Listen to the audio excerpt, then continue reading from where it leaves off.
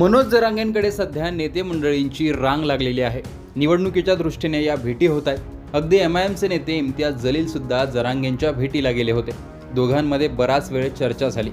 आता मनोज जरांगे यांनी छत्रपती संभाजीनगरमध्ये जाऊन रात्री उशिरा मुस्लिम धर्मगुरू तथा all India Muslim personal law बोर्डचे प्रवक्ते सज्जाद नोमानी यांची भेट घेतली आहे। या दोघांमध्ये तब्बल 2 तास चर्चा झाली अशी माहिती मिळते।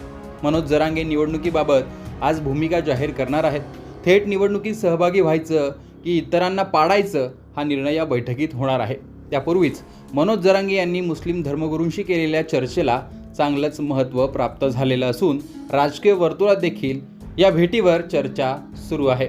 या भेटीनंतर बोलताना मनोज जरांगे म्हणाले की राजकीय सामाजिक मुद्द्यांवर चर्चा झाली। सज्जाद नोमानी हे ज्येष्ठ व्यक्ती आहेत। त्यांच्या समाजात त्यांचं एक वेगळं वजन आहे। अशा माणसाला भेटायला गेल्यानंतर त्यांचे विचार जाणून घेतले पाहिजेत, त्यांचे मार्गदर्शन घेतलं पाहिजे। त्यांना 2-3 दिवसाचा वेळ हवा आहे। 2-3 दिवसात ते काय निर्णय घेणार हे लक्षात येईल। त्यांच्या राज्यभरातील धर्मगुरू आहेत, त्यांच्याशी चर्चा करून ते कळवतील। एक वेगळं समीकरण उभं राहिलं पाहिजे, त्यानंतर सर्वसामान्यांना न्याय मिळू शकतो असं मनोज जरांगे पाटील म्हणाले। त्यांची इच्छा होती पण त्यांना अंतरवलीमध्ये येता आलं नाही, त्यामुळे मी इथपर्यंत आलोय। गोरगरीब दलित शेतकऱ्यांना, गोरगरीब मुस्लिमांना न्याय द्यायचा असेल तर एकत्र यायला हवं।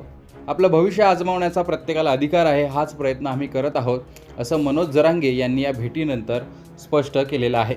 मनोज जरांगे निवडणूक लढवतात, उमेदवार देतात की नाही, सत्ताधाऱ्यांना पाडतात यावरून देखील आता चर्चा सुरू आहे।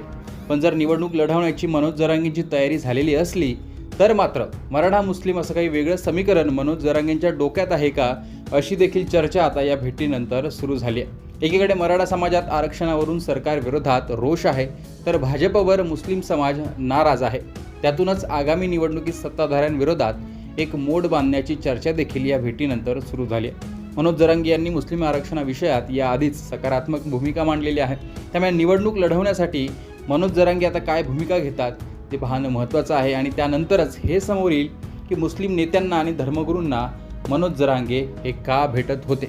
एकूणच आज मनोज जरांगेंची अंतरवालीमध्ये बैठक पार पडते। या बैठकीत मराठा समाजातील विविध व्यक्तींना भेटून ते निर्णय घेणार आहेत की निवडणूक लढवायची की नाही, आणि जर ते निवडणूक लढवणार असा त्यांचा निर्णय झालाच तर मात्र मनोज जरांगे कोणता डाव खेळतात, काही विविध समाजांना एकत्र येऊन ते निवडणूक लढवतात की नाही, मराठा आरक्षणाच्या विषयात सरकारला विरोध करून सत्ताधाऱ्यांना धडा शिकवण्यासाठी ते काही वेगळा निर्णय घेतात ते पाहणं महत्त्वाचं असणार आहे। पण एकूणच मनोज जरांगेंकडे नेत्यांची लागलेली रांग, त्यांनी अशा भेटी घेणं याविषयी तुमचं मत कमेंट बॉक्समध्ये सांगा।